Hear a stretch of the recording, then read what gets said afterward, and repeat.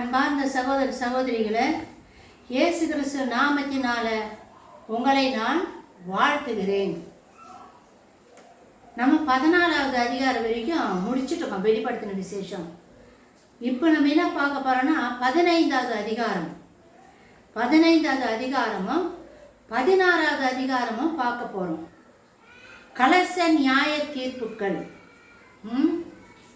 அதில் வெளிப்படுத்தின விசேஷம் 15வது அதிகாரம் 2லிருந்து 4 திருவசனங்களை இப்போ நம்ம பார்ப்போம். பின்பு வானத்திலே பெரிதும் ஆச்சரியமுமான வேறொரு அடையாளமாகிய கடைசியான 7 வாதைகளை உடைய 7 தூதனை கண்டேன். அவைகளால் தேவனுடைய கோபம் முடிகிறது. அன்றியும் அக்கினி கலந்த கண்ணாடி கடல் போன்ற ஒரு கடலையும் மிருகத்திற்கும் அதன் சொரூபத்திற்கும் அதன் முத்திரைக்கும் அதன் நாமத்திற்கும் இலக்கத்திற்கும் உள்ளாகாமல் ஜெயம் கொண்டவர்கள் தேவ சுரமண்டலங்களை பிடித்து கொண்டு அந்த கண்ணாடி கடல் அருகே நிற்கிறதையும் கண்டேன் அப்படின்னு யோவான்னு சொல்றாருங்க. கண்ணாடி கடலை பார்க்குறாரு, அக்கினி கண்ணாடி கடலை பார்க்குறாரு, அங்கே சுரமண்டலங்களை பிடித்து கொண்டு இருக்கிற ஆட்களையும் பார்க்குறாரு யோவான். இந்த கண்ணாடி கடலாக நிற்கிறவங்க யாரு, அந்த கண்ணாடி கடலை எதை குறிக்குது அப்படின்ற கருத்தை இப்போ நம்ம இந்த 2 வசனங்களில் பார்க்க போகிறோங்க. இது தேவனுடைய கோபாக்கினையை பூர்த்தியாக்குகிறதாய் இருக்கிறது. இந்த நியாய கலசங்கள் ஆண்டவருடைய கோபாக்கினையை நிறைவேற்றி முடிக்குதான். ஏற்கனவே குவியலாக சேர்த்துவிட்ட தேவனுடைய கோபம் நிரம்பி வழியும் நிலையை எட்டியதும் அது தானாக வழிந்து விடுவது போல அக்கோபாக்கினை பூமியின் மேல் ஊற்றப்பட போகின்ற கடைசி கட்ட காட்சி 15வது அதிகாரமும் 16வது அதிகாரங்களில் சித்தரிக்கப்படுகின்றது. வெளிப்படுத்தின விசேஷம் 4வது அதிகாரம் ஏற்கனவே இதை நம்ம பார்த்துருக்குறோம்.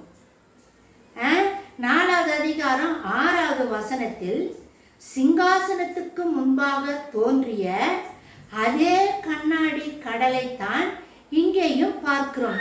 4வது அதிகாரத்தில் முத்திரைகள் உடைக்கப்படும் பொழுது, முத்திரைகள் கிடையாது, 4வது சிங்காசனத்தில் நம் பிதாவாகிய தேவன் அமர்ந்திருக்கும் போது அவருக்கு முன்னாடி பளிங்குக்கு ஒப்ப கண்ணாடி கடலை பார்க்குறாரு. யாரு? யோவான் பார்க்குறாரு. அதே கண்ணாடி கடல் தான் இங்கே 16வது அதிகாரத்துலேயும் வருதுமா. அப்போ 2 கடலுக்கும் உள்ள வித்தியாசம் என்னன்றதை இப்போ நம்ம பார்க்கலாமா. வெளிப்படுத்தின விசேஷம் 4வது அதிகாரம் 6வது வசனத்தில் சிங்காசனத்துக்கு முன்பாக தோன்றிய அதே கண்ணாடி கடலைத்தான் இங்கே நம்ம பார்க்குறோம். 4ஆம் அதிகாரத்தில் வரும் கண்ணாடி கடல் அதன் மேற்பரப்பு பளிங்குக்கு ஒப்பாக தெளிவாய் காணப்பட்டது. தண்ணி எப்படி நம்ம பார்க்கும்பொழுது தெளிந்த தண்ணியை நம்ம பார்க்குறோமோ அதே போல யோவான் அந்த கண்ணாடி கடலை அவ்வளோ தெளிந்த நீரோடை, அவ்வளோ தெளிந்த நீராக இருக்குது அப்படின்னு யோவான்னு சொல்கிறாருங்க. இந்த கண்ணாடி கடலானது 4வது அதிகாரத்தில் வர கண்ணாடி கடலானது ரட்சிக்கப்பட்ட மணவாட்டியாகிய சபையை குறிக்கின்றது. கடல் என்றாலே அது திரளான மக்களை குறிக்கின்ற அடையாளமாகும். கடல் அப்படின்னு சொன்னால் நம்ம வேதத்தில் அது எதை அர்த்தப்படுத்துதுன்னா மக்களை குறிக்கிற திரளான மக்களுடைய கூட்டம் இருக்குது பற்றியா, அந்த திரளான மக்களை குறிக்கிற ஒரு அடையாளம் தான் கடல், கண்ணாடி கடல் அப்படின்னு சொல்கிறாங்க.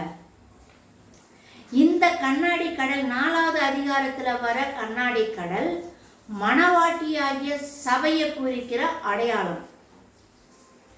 4வது அதிகாரமா 5வது அதிகாரமா நம்ம வெளிப்படுத்தின விசேஷத்தில் படிக்கும் பொழுது மணவாட்டியாகிய சபை இந்த பூமியில் இருந்து பரலோகம் போயிடுச்சு.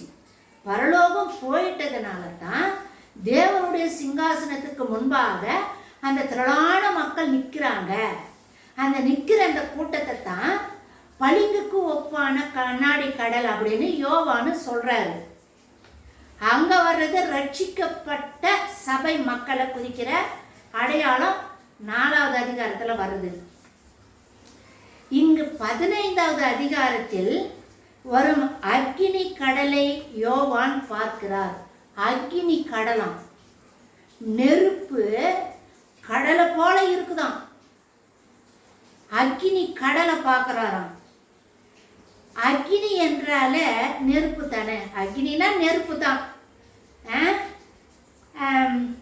நெருப்பானது, இந்த நெருப்பு எதை அர்த்தப்படுத்துது நம்ம வேதத்துல அப்படின்னா வேதனைகள், உபத்திரவங்கள், பாடுகள் இவைகளை குறிக்கின்ற அடையாளம் தான் அக்கினி, நெருப்பு. நெருப்பு அதாவது நெருப்பினுடைய குணம் என்ன? நெருப்புக்கு ஒரு குணம் இருக்குது இல்லையா? ஒரு பொருளுக்கும் ஒரு தன்மைகள் குணங்கள் இருக்குது. அதே போல நெருப்புக்கு என்ன குணம் இருக்குதுனாக்கா, எந்த ஒரு பொருள் தன்னிடம் வந்தாலும் அதை எரித்து சாம்பலாக்கி விடும். எது? நெருப்பு. நெருப்பினுடைய குணம். மகா உபத்திரவத்தின் வழியாக கடந்து சென்ற திரளான மக்களின் கூட்டம் தான் இந்த அக்கினி கடல்.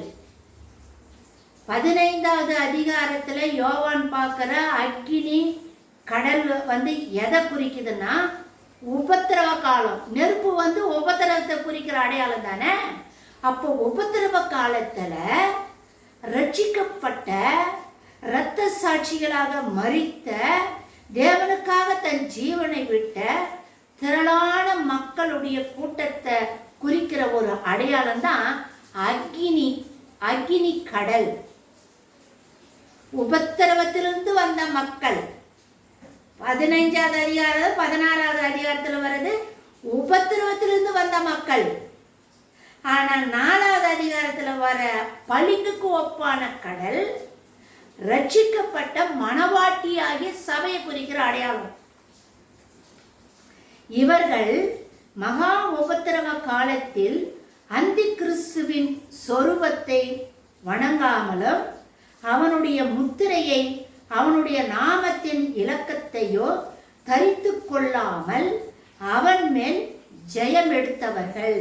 யாரு? இந்த அக்கினி கடல் போல் இருக்குது பத்தியா மக்கள். அவங்க தேவ சுரமண்டலங்களை பிடித்து கொண்டு மோசேயின் பாட்டையும் ஆட்டுக்குட்டியானவருடைய பாட்டையும் பாடுகிறவர்கள் இவர்களே. அந்த கண்ணாடி கடலில் இருந்து சுரமண்டலங்களை பிடித்து கொண்டு வாசிக்கிறாங்க அப்படின்னா இவங்க பாட்டு பாடுறாங்களாம். சுரமண்டலங்களை வச்சு பாட்டு பாடுறாங்களாம்.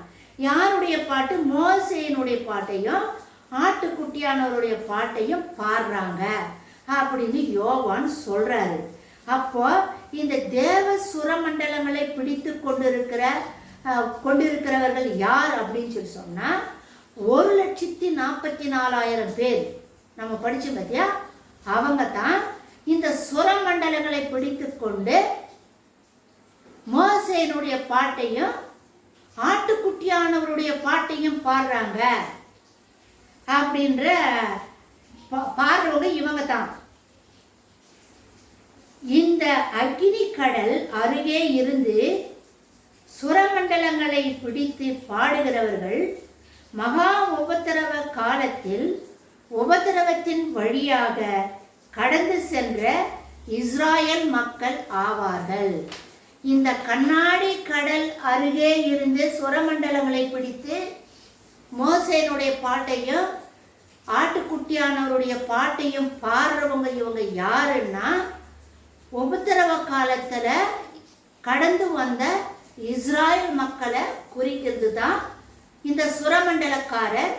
அக்கினி கடல் உபத்திரவ காலத்திலிருந்து கடந்து வந்த இஸ்ராயல் மக்கள் தான் இந்த அக்கினி கடலும் சுரமண்டலங்களை பிடித்து ஆண்டவருடைய பாடலையும் பாடுகிறவர்கள் அப்படின்ற அர்த்தமும். இது 15வது அதிகாரத்துல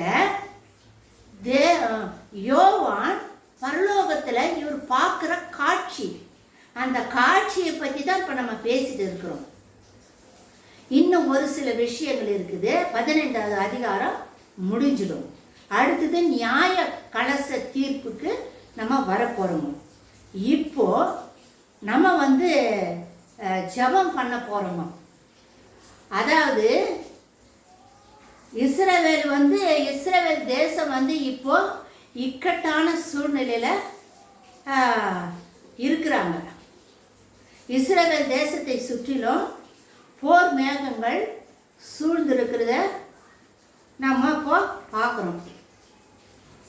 அதனால ஒரு சில நிமிடங்கள் இஸ்ரவேல் தேசத்துக்காக நம்ம ஜெபிக்கலாம். அன்பின் பரலோக தகப்பனே, அப்பா சோத்திரம் சோத்திரம் சோத்திரம் ஆண்டவரே, இயேசு கிறிஸ்து நாமத்தினால உங்க சமூகத்துல இஸ்ரவேல் தேசத்துக்காக நாங்க நிக்கிறோம் ஆண்டவரே. ஆபத்து நாளில் என்னை நோக்கி நீ கூப்பிடு அப்படி என்று சொன்னீங்களப்பா. இதோ இஸ்ரவேல் தேசம் ஆண்டவரை இக்கட்டான சூழ்நிலையில் இருக்கிறதை நீர் அறிந்திருக்கிறீர் ஆண்டவரே.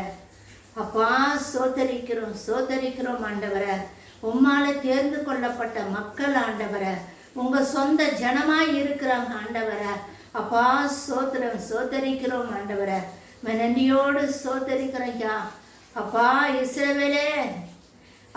இஸ்ரவேலை காக்கிறவர் உறங்குவதும் இல்லை தூங்குவதும் இல்லை என்று வேதத்துல எழுதியிருக்கிற பிரகாரம் இஸ்ரவேலை நீ காக்கும்படியாக இயேசு கிறிஸ்து நாமத்தினால நாங்க ஜெபிக்கிறோம் ஆண்டவரே. நீர் வாக்கு மாறாத தேவன் ஆண்டவரே. வார்த்தையில் அப்பா உடன்படிக்கையின் தேவனாய் இருக்கிறீரப்பா. நன்றியோடு நாங்கள் சோதரிக்கிறோம் துதிக்கிறோம் ராஜா.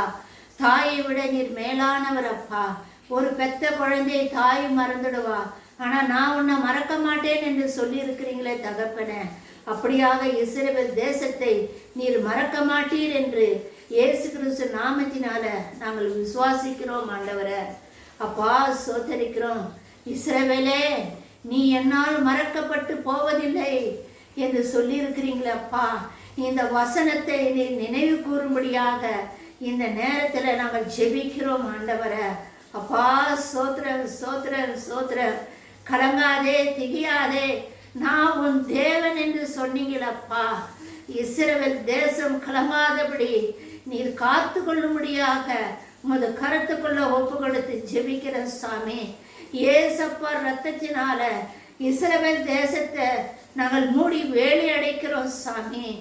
உன்னை சுற்றிலும் நான் அக்கினி மதிலா இருப்பேன் என்று சொன்னீங்களப்பா.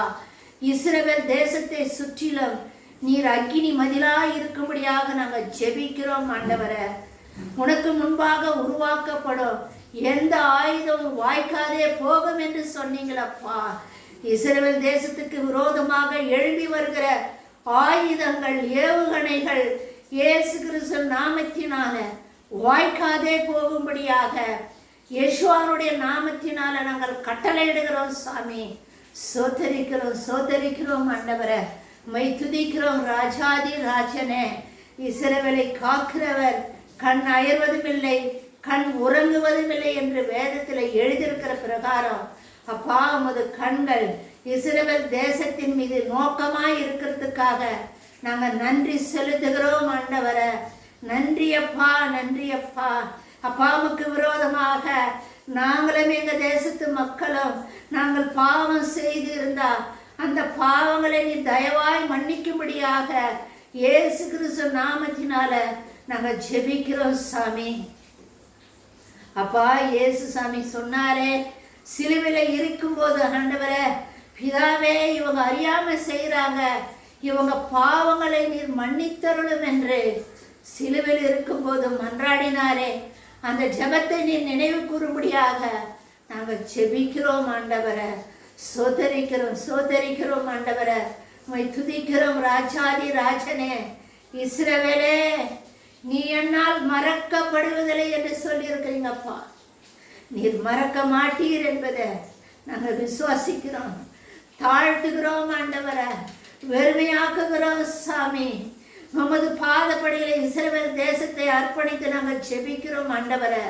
இஸ்ரவேல் தேசத்தை சுற்றிலும் நீர் அக்கினி மயிலாய் இருக்கும்படியாக நாங்கள் ஜெபிக்கிறோம் ஆண்டவரை.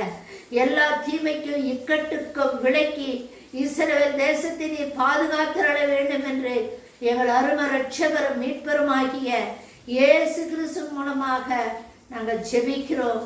மகிமை நிறைந்த நேச பிதாவே, ஆமென். தொடர்ந்து இஸ்ரவேல் தேசத்துக்காக ஜெபம் பண்ணுங்க. அதாவது ஜூன் மாதம் 24 ஆண்டவர் எனக்கு ஒரு தரிசனம் கொடுத்தாருங்க. அது என்ன தரிசனம் அப்படின்னா, வானத்தில் ஒரு தேவதூதன் எக்காலத்தை வாயில வச்சுட்டு ஊதுறாருங்க. நிற்கிறாரு, வாயில எக்காலத்தில் வச்சு ஊதுற மாதிரி நிற்கிறாருங்க. அதை நான் பார்க்குறேன். அவருக்கு பக்கத்தில் லெஃப்ட் சைடில் ஒரு மனிதனுடைய தலை மட்டும் தெரியுதுங்க. ஆனால் அந்த முகம் யார் என்னன்னால எனக்கு தெரியல. பட் மனிதனுடைய முகம் அப்படின்றது மட்டும் எனக்கு தெரியுது. அந்த தூதனுக்கு முன்பாக ஒரு நீளமான ஒரு 100 அடி நீளத்துக்கு ஒரு சுருட்டப்பட்ட பேப்பர் விரிச்ச மாதிரி இருக்குதுங்க. அதாவது அந்த பேப்பரில் எழுத்துக்கள் எழுதியிருக்கு. ஒரு 100 அடி நீளத்துக்கு அந்த பேப்பர் சுருள் விரிச்சு வச்சிருக்கிறாங்க. அதை நான் பார்க்குறேங்க. ஆனால் அதில் என்ன எழுத்து எழுதியிருக்குதுன்னு எனக்கு தெரியல. ஆனால் எழுத்து மட்டும் தெரியுது, அது என்னன்னு எனக்கு தெரியலங்க. ஆனால் நான் நிற்கிறதுக்கு முன்னாடியே ஒரு ஒரு குறிப்பிட்ட, அதாவது ஒரு 2 அடி அகலம் 2 அடி நீளத்துக்கு உள்ள பேப்பரில் ரத்த கலராக தெரியுதுங்க. அந்த பேப்பர் ரத்த கலராக தெரியுதுங்க. இதை 24 நைட்டு ஆண்டவர், ஜூன் மாதம் 24 நைட்டு ஆண்டவர் எனக்கு இந்த தரிசனத்தை கொடுத்தாருங்க. நான் எனக்கு இதனுடைய அர்த்தம் புரியல. என்ன ஆண்டவரை, தேவதூதன் எக்காலத்தை ஓதுறாரு, சபை எடுத்துக்கொள்ளப்படுமா, என்ன எதுன்னு எனக்கு ஒன்றும் புரியலையே, என்ன சொல்றீங்க, ஒன்றுமே புரியல. இந்த ஒரு மாசமா ஜூன் மாதம் 24 இருந்து ஜூலை மாதம் வரைக்கும் நான் ஆண்டவர்கிட்ட கேட்டுகிட்டே இருக்கிறேன், இதனுடைய விளக்கம் என்ன, எனக்கு ஒன்றுமே புரியலையே அப்படின்னு ஆண்டவர்கிட்ட நான் கேட்டுகிட்டே இருக்கிறேம்மா. எனக்கு எந்த ஒரு பதிலும் வரல. இந்த வருடம், அதாவது ஜனவரி மாதம் 1 புது வருட ஆராதனையில் ஆண்டவர் எனக்கு கொடுத்த அந்த வெளிப்பாடு என்னன்னா, சபைகளுக்காக ஜெபம் பண்ணு. சபையை குறித்து ஆண்டவர் ரொம்ப பாரத்தோடு துக்கப்பட்டு அழுகிற அந்த வெளிப்பாட்டை ஆண்டவர் எனக்கு கொடுத்தாருங்க. அப்போ ஆண்டவர் அந்த துக்கத்தோடு அழுகிற அந்த காட்சியை, எதுக்கு ஆண்டவரை நீங்கள் இந்த மாதிரி அழுறீங்க அப்படின்னு கேட்கும் பொழுது, நீ சபைக்காக ஜெபம் பண்ணு அப்படின்னு ஒரே ஒரு வார்த்தை தான் சொன்னாருங்க. அதுக்கப்புறம் எந்த வார்த்தையும் வரல. இப்போ இந்த தேவதூதன் எக்காலத்தை வச்சுட்டு ஊதும் பொழுது சபை எடுத்துக்கொள்ளப்படுமான்ற ஒரு பயம் எனக்கு இருந்துச்சுங்க. இப்போதான் அதனுடைய அர்த்தம் என்னன்னு புரியுதுங்க. அதாவது ஸ்தோத்திரம் ஆண்டவரே, ஹல்லேலூயா.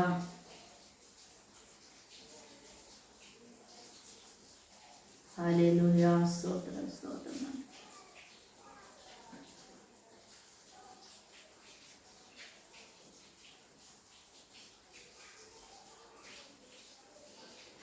அதனால இஸ்ரவேல் தேசத்துக்காக நீங்க ஜெபம் பண்ணுங்க.